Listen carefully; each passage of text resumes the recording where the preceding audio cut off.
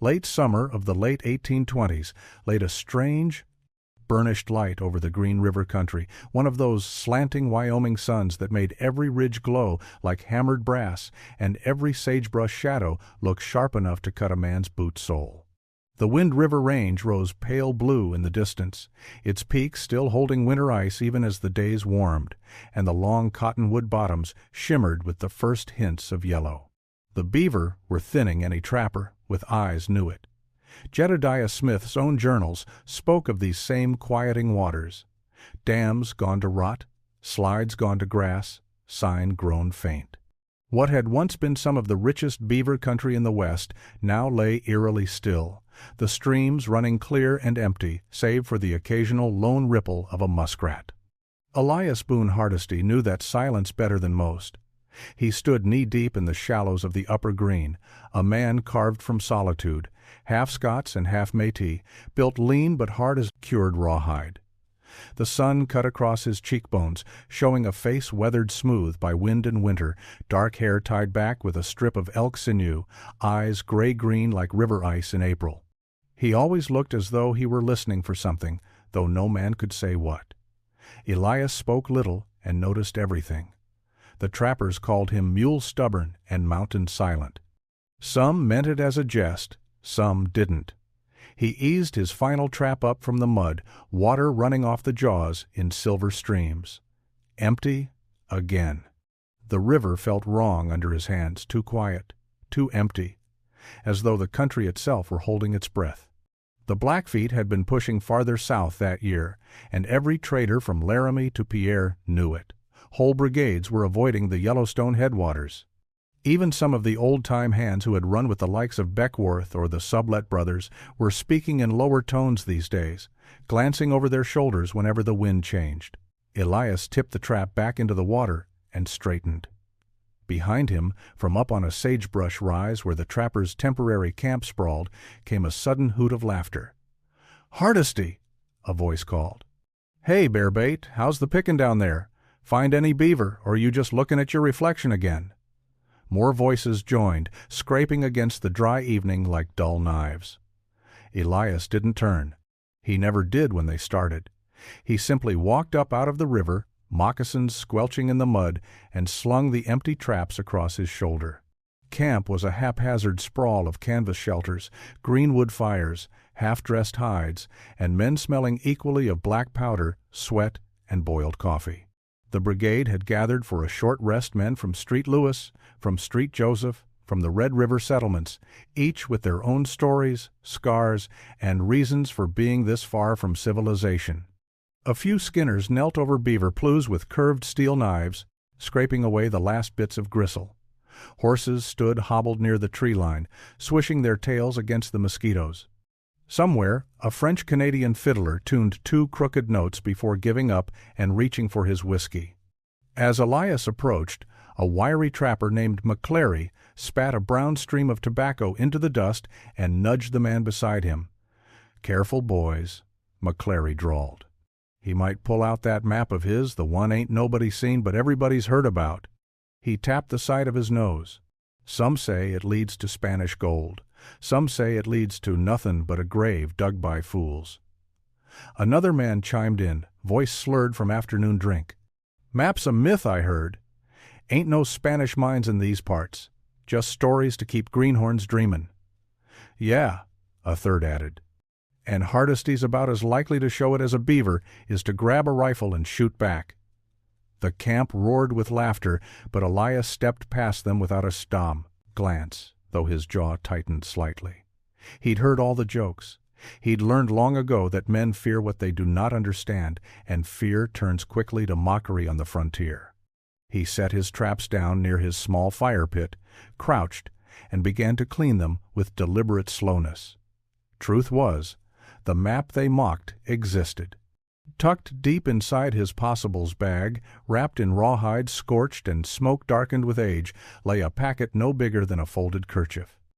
It had belonged to a dying French Jesuit who had come through the Métis camp where Elias spent his boyhood. The old man, skin burned, hair singed, breath ragged, had whispered of a mission in the southern Rockies burned out in the 1790s. Spanish miners had fled north under Jesuit protection, carrying a map of something they should never have tried to take, something older than Spain, older than the missions, older than any man had right to meddle with. Elias had not understood the old priests' words then. He understood them now. Only one piece of that map remained, the fragment the Jesuit had clutched in his dying hands. The rest, he said, had been lost in smoke and blood. Yet even a piece was enough to set fools dreaming. Night settled slowly over the upper green, turning the sky bruised purple and washing the plains in that soft, deceptive quiet the wilderness uses to lull a man into complacency. The trappers' fires flickered orange through the cottonwoods, their voices fading to murmurs as whiskey and weariness pulled them toward sleep. Elias sat apart from the others, tending his small fire until it burned low. He felt someone approach, steps soft as a fox. He didn't reach for his rifle, he recognized the tread. Old Black Crow, so the brigade called him, moved like smoke drifting between trees. A crow hunter of many winters, lean as a willow root and twice as tough. He had traveled with the brigade for weeks, trading meat and skins, sharing news of the high plains in that quiet way of his. He lowered himself beside Elias without speaking. For a long stretch they simply watched the fire, the flames throwing short shadows on their faces. At last Black Crow said, very softly, "Men mock what scares them." Elias didn't respond. "You carry something," the old hunter continued. "Something wrapped in the skin of a calf, not born on this river." His eyes glinted in the firelight. "Something Spanish, something Jesuit." Elias's fingers brushed his possibles bag. He said nothing for a long while. Then, slowly, very slowly, he loosened the flap and drew out the rawhide packet. The firelight caught it, scorched edges, faint threads of ink barely visible, tied with a strip of sinew brittle as old bone. Black Crow inhaled sharply. Elias didn't show the map, only the corner.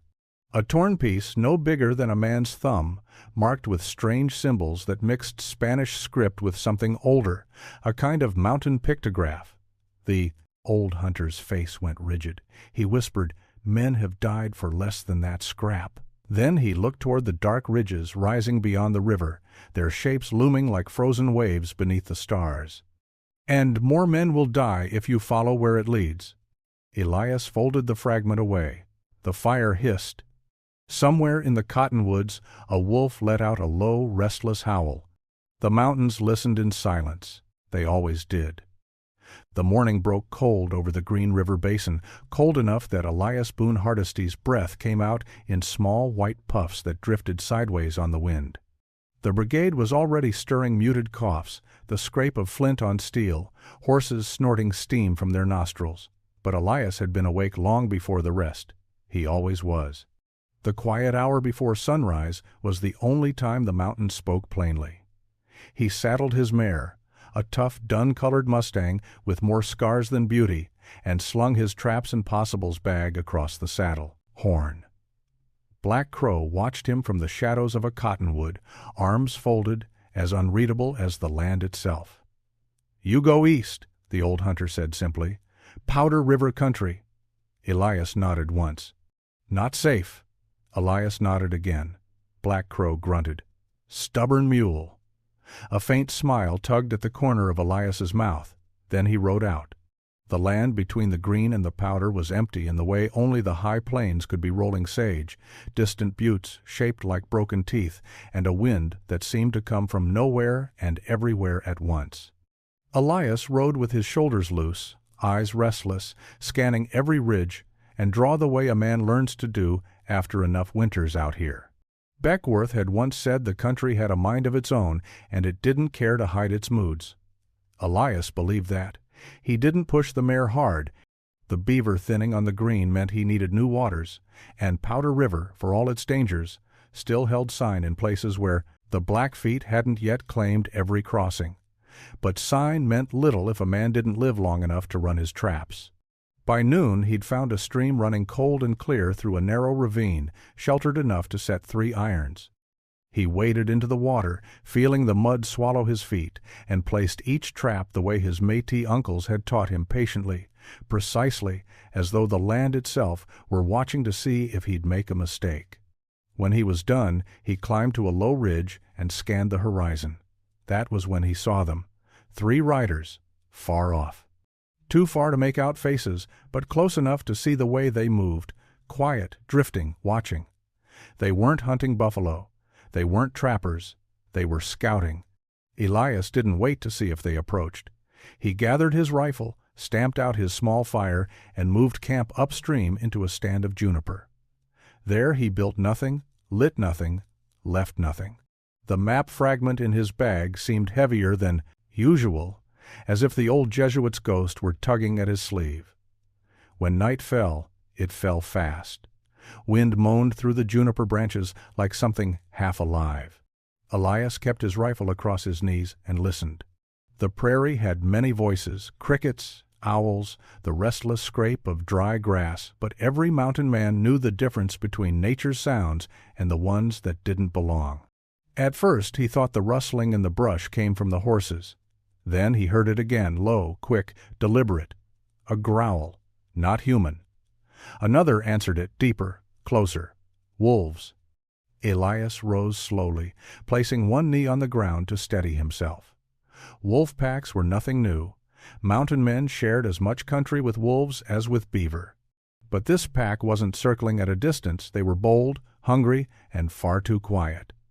The first lunged from the shadows, a dark streak of muscle and teeth. Elias swung the rifle like a club, catching it full across the jaw. The wolf tumbled, sideways with a snarl that cut the dark like a saw blade. More shapes appeared. 4, 6, maybe more.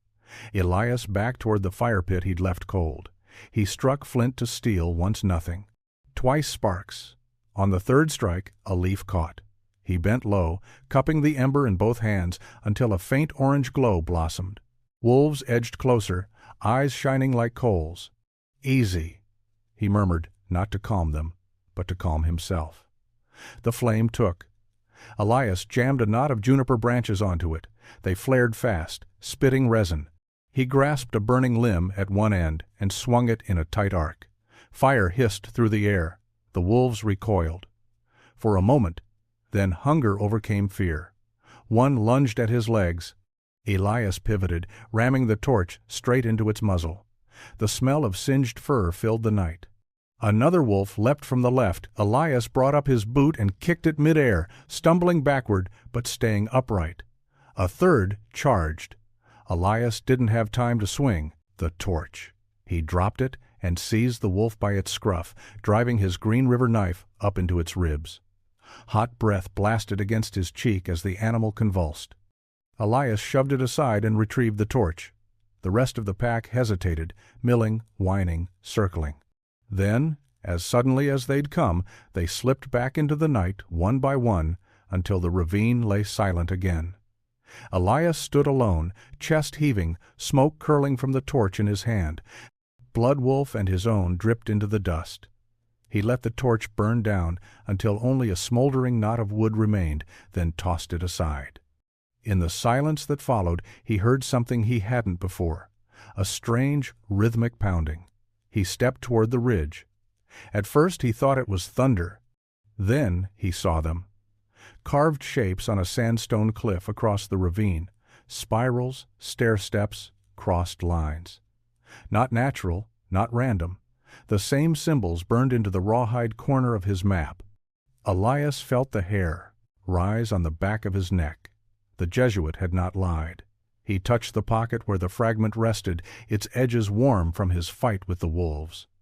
The mountains remember, Black Crow had told him. Elias looked toward the horizon, where the Powder River wound black through the moonlit valley. Tomorrow he would follow it. He had no choice now. The next morning rose pale and brittle, the sky washed clean by a night wind that carried the scent of distant snowfields. Elias Boone Hardesty rode slowly along the Powder River, the mare's hooves breaking the thin crust of frost on the grass. His ribs ached from the wolves' assault, and a line of dried blood clung to his sleeve, where one of them had torn a shallow groove along his arm. But pain was an old companion. He barely noticed it. What he did notice, what he couldn't ignore, were the symbols carved into the sandstone bluff the night before. They hovered behind his eyes now, replaying in the quiet rhythm of the horse's gait, spirals, a stepped figure, 3 intersecting lines. The same shapes burned into the fragment of rawhide that had followed him like a ghost for half his life. The Jesuit had spoken the words with his final breaths. The map is not a treasure, it is a warning. Elias had been no older than 12 that night on the Red River, snow falling like sifted flour. His father inside the lodge arguing with 2 other Métis men about the dangers of sheltering a runaway priest. The Jesuit Father Bernard, he'd called himself, had sat wrapped in a buffalo robe, shivering by the fire, skin blackened from smoke and travel. Elias remembered kneeling beside him, drawn by the man's soft Latin muttering. The Jesuit had opened his palm to show the boy a fragment of rawhide burned at the edges, inked with strange marks that looked neither Spanish nor tribal. Just before dawn, the priest had pressed that fragment into Elias's hand and whispered, "Hide this, protect it, do not follow it." Elias had not understood the weight of those words, but the years had given them shape, and last night's carvings had given them teeth. By midday, the river valley widened, the sagebrush thinning as cottonwoods clustered near the water. Elias found a sheltered rise with a good field of view and halted the mare. He dismounted slowly, stretching the stiffness from his shoulders, and tied the horse's reins to a low branch. Then he unfastened his possibles bag. The rawhide packet was as old as he remembered, scorched, brittle along the folds, marked with faint scars from a fire no one alive now could describe. He sat cross-legged in the dust and unwrapped it carefully. Inside lay the fragment, no bigger than a man's thumb, the ink faded but still legible to any eye that knew what it sought. 3 symbols, a short line of Spanish, and a mark like a spiral sun. Elias brushed his thumb over the script. He couldn't read Spanish beyond simple trade phrases, but he recognized the word "mina mine," and another word the Jesuit had spoken again and again as fever took him. Silencio. Silence. La mina del silencio. The mine of silence. A name born of fear, not pride. Elias folded the fragment back into the rawhide and retied the sinew. Then he stood, scanning the horizon. Memories pressed hard against him, memories not his own, but inherited from the dying priest who had carried the map out of a burned Jesuit outpost somewhere in the southern Rockies. Father Bernard had told his father that the Spanish had dug deep, deeper than they understood, driven by gold, but haunted by something older than their greed. Warriors whose tribe he never named had attacked the mission. The Jesuits fled north, believing the mountains themselves had turned against the miners. Few survived the journey. Bernard was the last. Elias had asked his father once why no one returned to the ruins. His father had spat into the fire and said, "A place the Spanish called cursed don't need us, to make it worse." Elias rode on until the sun slanted toward afternoon. The river narrowed where basalt cliffs rose on either side, forming a natural corridor. Ravens circled overhead, their cries echoing off the stone. The mare's ears flicked nervously. He slowed her with a gentle tug on the reins. Something was watching them. Not wolves. He knew that presence. This felt heavier, thicker, like eyes older than the trappers, older than the tribes, older than the map itself.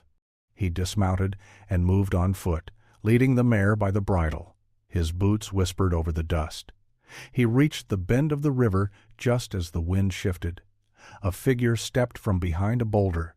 Elias's hand dropped instinctively toward the butt of his rifle, but the man raised both palms in peace. He was old, dressed in a buffalo hide robe marked with geometric beadwork. His hair hung in 2 braids streaked white as river foam. A small pendant of carved bone dangled at his neck. Shoshone, the man, studied Elias for a long moment, then spoke in slow, careful English. "You ride toward the mountains with the markings." Elias didn't answer. The elder nodded as if that silence confirmed everything. "I am Tosaka. I know the signs you carry." Elias's heartbeat thudded once, hard. "You know this?" he asked quietly, tapping the rawhide through his bag. Tosaka's eyes darkened. The priests brought their sickness here. Their greed dug holes in the earth where no man should dig. The mountains warned them. They did not listen. Elias felt the wind shift again, cool and restless. The old Shoshone stepped closer, his voice lowering. "Your fragment is only a key. It shows the way in, not the way out." Elias swallowed. "You've seen the place?" The elder's face tightened. "I saw where the spirits took those who went inside." For a moment the world around them seemed to shrink, the cliffs leaning closer, the river quieting, the ravens falling still. Tosaka reached into his robe and drew out a piece of ochre-stained hide. He unfurled it with trembling hands. On it lay the same spiral sun symbol, the same steps, the same 3 lines. Elias felt the breath leave his body. "Follow the powder until it turns to black stone," Tosaka said. "There you will see the red wall," the priests feared. "Behind it is a valley men should not have found." The wind rose suddenly, sending dust swirling across the ravine. Then the old Shoshone added, almost in a whisper, "If you go there, do not expect the mountains to give you back." When Elias rode north that evening, the sun was sinking behind the distant peaks, turning the whole sky the color of dying embers. The fragment in his bag felt heavier with every mile, not like a map, like a promise or a debt. And the mountains of the Powder River country watched him go, silent as judgment. The next 3 days carried Elias Boone Hardesty deeper into the country the Shoshone elder had warned him about, land that rose in slow, grinding steps toward the Wind River Range, the great white spine the tribes called the backbone of the world. The Powder River narrowed as he rode north, curling between hills of red earth and basalt, until finally it veered east and left him staring at ridgelines stacked one behind the other like dark teeth. The air grew sharper, thinner. Winter lived eternal in those heights, even when the plains below basked warm under a late summer sun. Elias dismounted at the foot of a steep slope where shale broke underfoot and slid like dry corn husks. He wiped a hand across his brow, felt the grit clinging to his skin, and scanned the ridge above. Somewhere beyond it lay the red wall. The Jesuits had feared a formation Tosaka had spoken of with the same tone a priest uses when whispering the name of something unholy. He took a long breath, steady as a man preparing to cross into another world. Then he began to climb. The ascent stole his breath, quicker than he expected. Even a man raised on the plains and seasoned by winters in the high country never truly prepared for the way the mountains demanded payment for every step. His moccasins slid on loose shale, his lungs burned from the thinness of the air, his mare, left tethered safely below, blew anxious snorts as she watched him scramble upward like a lizard chasing the sun. By noon he had reached a narrow saddle between 2 peaks. Wind screamed through the gap, carrying flecks of ice that stung against his skin. Elias pulled his wool coat tighter and leaned into the gale. Jedediah Smith had described winds like this in his journals, winds that cut like knives and stripped the heat from a man as if he stood naked before the judgment of God. Elias could now confirm the truth of that. But the view, he had stood on many high places, but this was different. Below him stretched a valley carved by time and violence. Rolling pine forests, broken basalt cliffs, and a river twisting silver through the floor like a serpent. To the west rose the blue peaks of the winds, their snow-caps gleaming in the harsh sunlight. And far to the northeast, almost hidden by the curve of the world, he saw a sheer cliff glowing faintly red. The red wall. His breath caught part awe, part dread. He knew then that Tosaka had spoken true.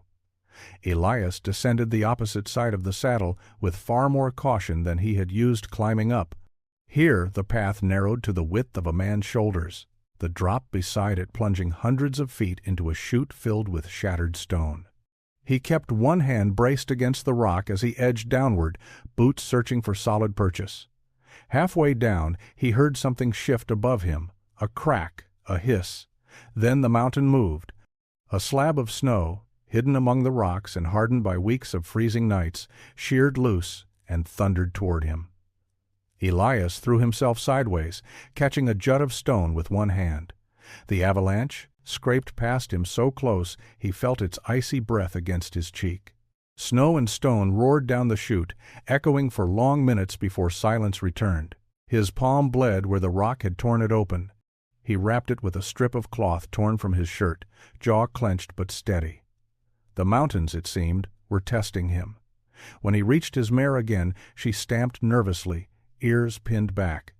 Elias stroked her neck until the tension eased, then mounted and turned northeast toward the red wall. He reached the foothills by nightfall, the world shifting from open sage to dense stands of pine and fir. The air smelled of pitch and cold stone. Shadows gathered early beneath the trees, and the wind carried a low, eerie hum that didn't sound entirely natural. Tosaka had told him that the red wall could not be approached directly, that it required following a hidden landmark the Shoshone called the Red Stairs. Elias searched the terrain for hours, dismounting often to study the rock formations. At last, under the pale light of a rising moon, he found them. Not true stairs, but a series of terraced stone ledges, flat, abrupt, carved by erosion, but arranged with almost deliberate neatness. They rose diagonally toward the cliff like a massive broken ramp. No natural place should look so much like a human hand had shaped it. Elias led his mare up the first terrace, boots crunching on scattered gravel. The climb grew steeper, the terraces narrower. At the fifth ledge the mare balked, refusing to go farther. Elias didn't blame her. A cold dread clung to the air, as if the mountain exhaled something ancient and unfriendly. He tethered her to a cluster of twisted pines and went on alone. The final ascent brought him face to face with the red wall, a sheer bluff of iron-rich stone glowing with an inner fire even in the moonlight. Strange handprints stained its surface, faded by time but unmistakably human. Some were small, like those of children. Others were huge, splayed wide like the hands of giants. Elias's skin prickled. He stepped closer, running his fingertips along a deep groove carved into the stone. It matched perfectly the stepped symbol on his rawhide fragment. For a long moment he said nothing. The night was too quiet for speech. Then a soft crunch came from behind him. Elias turned slowly. A silhouette stood at the base of the red stairs, tall, still, watching. Not wolf, not bear, not man from the brigade. For the first time in many years, Elias felt a cold, hollow fear bloom in his chest. He reached for his rifle. The figure did not move.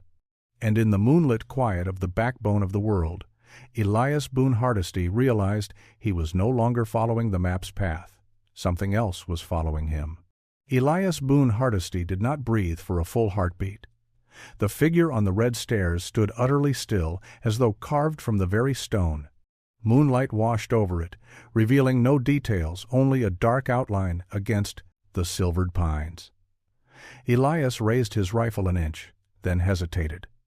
Something in the air shifted, like the pause before a storm breaks.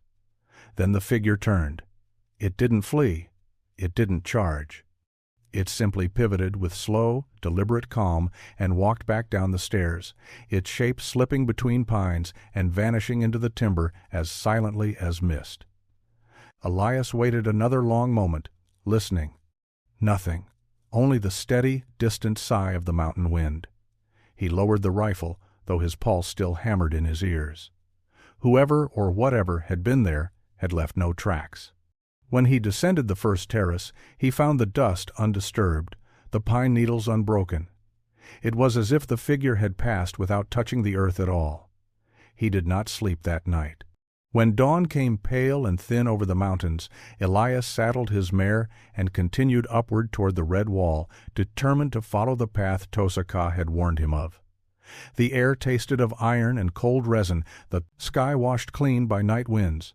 Ravens circled overhead, their cries thin and distant.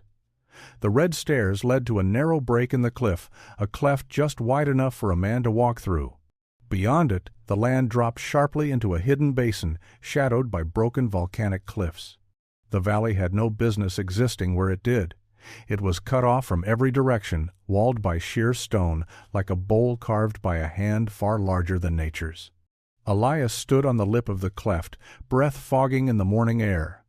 Below him lay the valley no man should have found. He led the mare down a steep gravel path, careful with every step. The earth changed here, the soil darker, almost black, the grass sparse and brittle. Jagged basalt teeth rose from the ground like the ribs of some long-dead creature. And scattered among those ribs were shapes that did not belong, pieces of wood blackened by age, fragments of stone walls, a rusted length of chain nearly swallowed by earth. Elias knelt beside a half-buried wooden beam. Its ends were squared cut by hand, not broken by weather. He brushed away the dirt, revealing a faint, carved cross burned into the grain. His gut tightened. Jesuit. He moved slowly, carefully, like a man walking through the memory of a graveyard. More ruins appeared as he advanced stone footings arranged in a narrow rectangle. The skeleton of a collapsed roof, shards of pottery baked in a style no tribe north of Santa Fe used. And then, half hidden beneath an outcropping, he saw it. An entrance. A narrow, arched opening framed with timber so decayed it looked ready to crumble at the slightest touch. Iron brackets held the wood together. A rusted lantern lay on its side in the dust beside it. Above the arch, carved deeply into the stone, was a symbol, a spiral sun. Exactly like the one on his rawhide fragment. Elias felt the hair on his arms rise. He stepped forward, studying the doorway. The air drifting from it was cold, unnaturally cold, and carried no scent at all, not even the bite of damp rock. It was the cold of a place that had not breathed in years. He knelt and picked up a small shard of stone lying near the entrance. Not stone slate. On one side was scratched a message, in shaky Spanish script. Perdimos la luz. We lost the light. Elias swallowed. He had read enough missionary accounts to recognize true fear in a man's handwriting. This was no message carved for posterity. This was carved by someone dying in darkness. He slipped the shard into his possibles bag and stood. The mare stamped nervously, ears flat. "Easy, girl," he murmured. But even his quiet voice sounded wrong here, muffled, as if swallowed by the stone. He lit a small pitch torch and stepped inside. The passage sloped downward sharply, the ceiling low enough that Elias had to duck. The walls bore tool marks, Spanish picks, unmistakably. The tunnel widened slightly, revealing a chamber where broken crates lay in piles, their contents long, rotted away. A cracked metal crucifix hung on a nail, half buried by fallen debris. Farther in, Elias found the remains. A cluster of skeletal forms huddled near the back of the chamber collapsed around a pair of shattered lanterns. One still wore a fragment of a leather vest stamped with a Spanish crest. Another had a rosary tangled around its ribs. But it was the third body that stopped Elias cold. This one lay apart from the others, slumped against the stone wall. It wore the shredded remnant of a black robe. At its feet, clutched in what had once been a human hand, lay a folded sheet of rawhide. Elias knelt slowly, gently prying the rawhide free. It was the rest of the map. The missing portion the Jesuit priest had spoken of. He unfolded it with trembling hands. The ink was faint but legible, a series of winding lines, symbols matching the petroglyphs he had seen, and a large shape representing the valley. And beneath it, written in the same hand as the slate shard outside, "No, sigas esto. Do not follow this." A cold weight settled in Elias's chest. The map did not lead to gold. It led to something the priests had fled from, something they had sealed away. He stood, gripping the rawhide.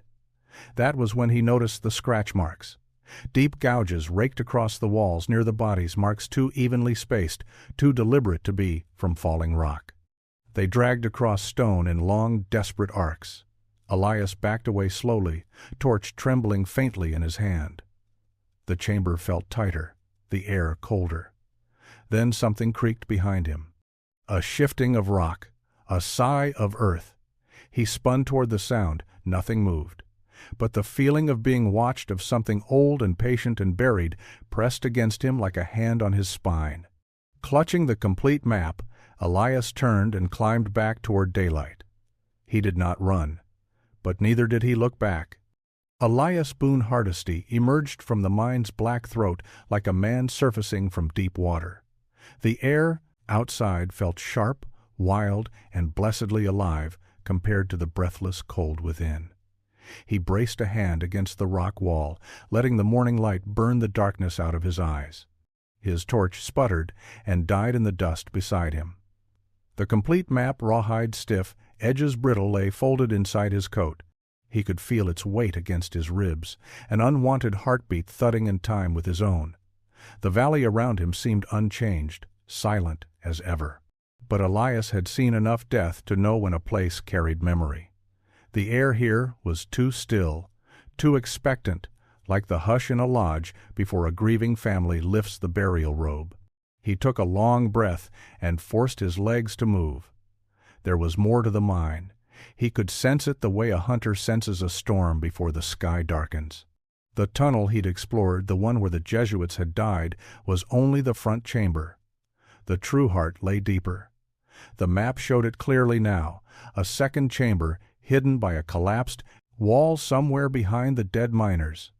If the priests had sealed something in, or if the mountain had sealed them out, he needed to know which. The only path was through. The sun was high by the time he re-entered the tunnel. He lit another torch and pressed deeper into the chamber of bones, the smoke curling over the skulls like a shroud. The remains seemed to shift in the wavering light, empty eye sockets following him, rosary beads glinting like tiny teeth. The map trembled slightly in his fingers, though whether from his grip or some unseen draft, he couldn't tell. He reached the far wall. The collapse looked deliberate now that he examined it closely. The timbers had been placed at angles no accidental cave-in would create. Someone had tried to wall something off quickly, desperately. Elias wedged the torch into a crack and examined the debris. He found pry marks. He found shattered iron. He found a single word scratched into the rock in frantic strokes. Silencio. He set his jaw, planted his boots, and began clearing the deadfall. One stone at a time, one rotted timber, one slab of cold volcanic rock. It felt as though hours passed. Sweat gathered on his brow and froze in the cold draft flowing from somewhere beyond the wall. The deeper he dug, the colder the air became, not the crisp cold of mountain wind, but the stale, heavy cold of a place sealed from the sun for generations. At last his torchlight caught an opening, a narrow space just wide enough to crawl through. A faint whisper of air sighed past his ear. Elias raised the torch, took one steadying breath, and slid inside.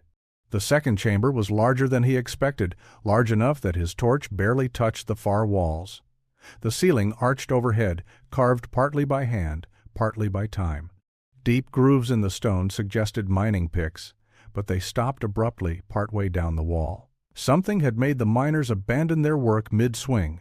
On the floor lay a scatter of objects half swallowed by dust.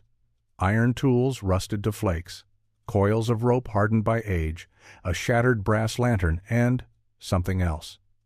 A glint of yellow caught his eye. Gold. A vein of it, running like a frozen river through the stone wall. Thick, pure. Enough to start wars, enough to bury nations. Elias approached slowly, torchlight flickering across the metallic sheen. The vein was real solid, untouched, and richer than any he had ever seen. Spanish miners hadn't been chasing a rumor or a fool's dream. They'd found something worth killing for, worth dying for.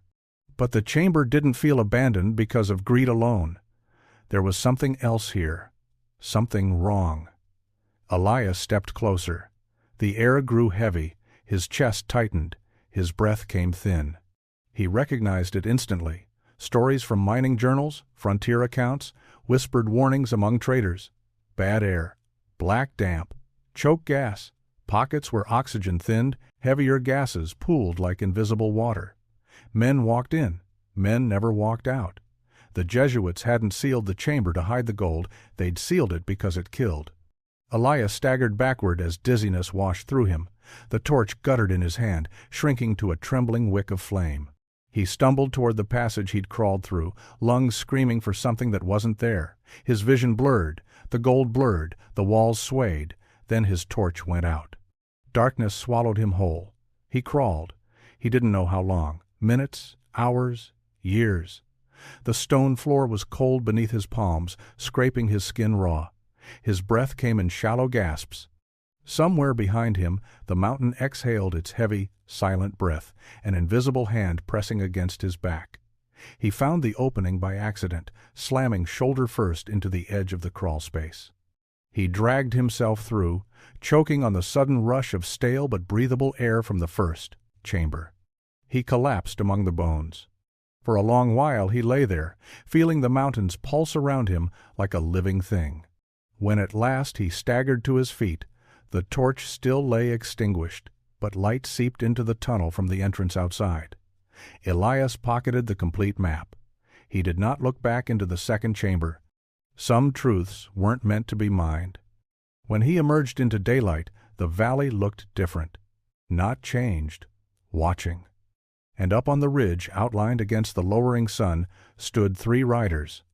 Not spirits, not wolves, not figments. Men who had found his tracks, men who had followed him all the way from the Green River country. Elias's breath steadied. The gold behind the deadfall had been death. But the danger riding the ridgeline, that was the kind of death that walked on 2 legs, and it was coming for him. The 3 riders on the ridge did not move at first. They sat their horses like statues carved into the skyline, backlit by the sinking sun so their faces were lost in glare. Elias Boone Hardesty stood in the valley below, dust drying on his skin, the complete Jesuit map tucked against his ribs like a hot coal he dared not drop. The wind shifted. The riders' silhouettes sharpened. He recognized the one in the center by the way he held his reins light, arrogant, like a man who believed he owned whatever country his horse stood on. Dawson. A Missouri Company man with a face like a hungry blade and a record of trailing other trappers the way wolves trail the weak.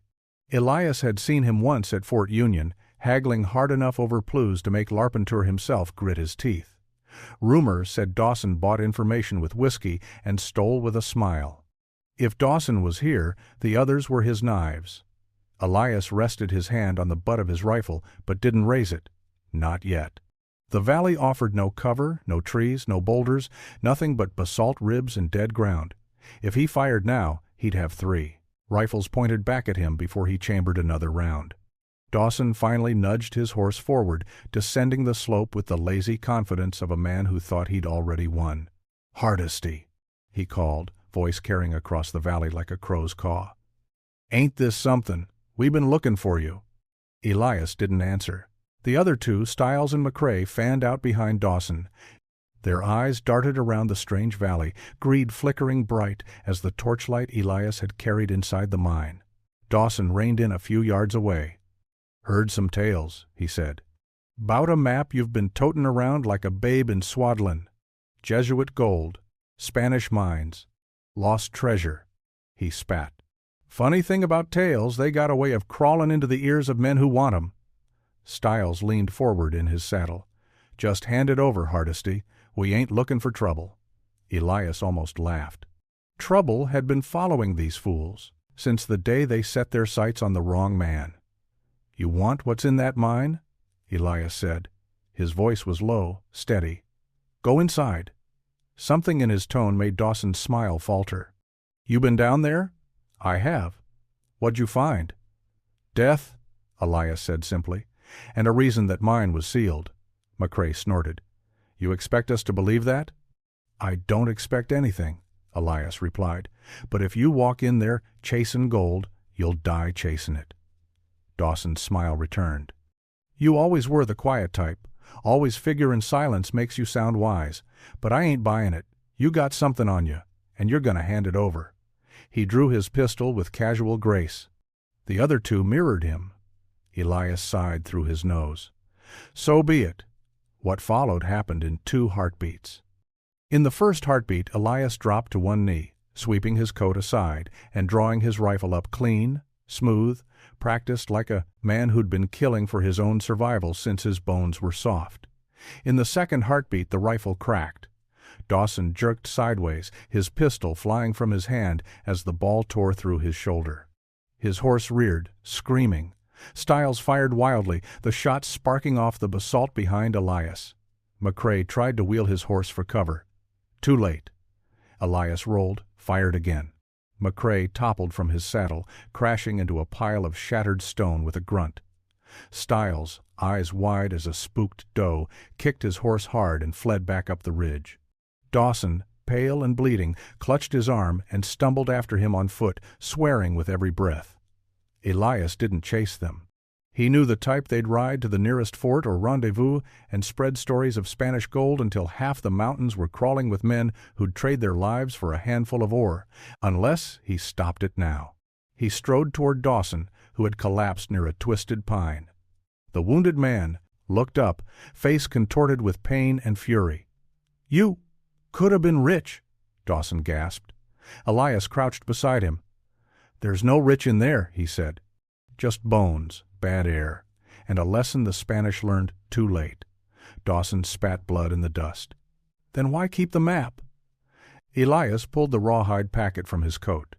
The full Jesuit map, the thing men had died carrying, lay in his hands. "Because I needed to know the truth," Elias said. Then he tossed it into the small fire he built from pine needles and dead branches. Dawson's eyes went wide with disbelief. What are you?" The fire caught fast. Rawhide curled, ink blistered. The map blackened and split, curling in on itself like a dying creature.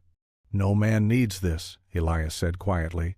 "Not me, not you, not the mountains." Dawson stared, horrified, as the last corner of the map turned to ash. "You're a fool," he whispered. "Maybe." Elias stood. "But I'll live as one."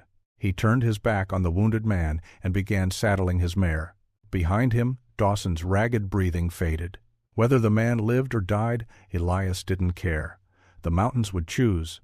Snow began to fall as Elias rode out of the valley, thin at first, then thicker, swirling against the cliffs and filling his tracks almost as quickly as they formed. The wind shifted, bringing the taste of winter early. By the time he reached the red stairs, the valley was already losing itself behind a curtain of white. Good. Some places should remain lost. Elias paused at the top of the ridge and looked back one final time. No sign of the mine, no sign of the dead, no sign of the riders who had sought to spill blood for gold. Only silence, mountain silence, the kind the Jesuits had feared, the kind maps could never capture. He touched the spot where the map had once rested in his coat, felt only warmth now, and turned north. They said his map was a myth. Let it stay that way. The mountains remembered enough footsteps already.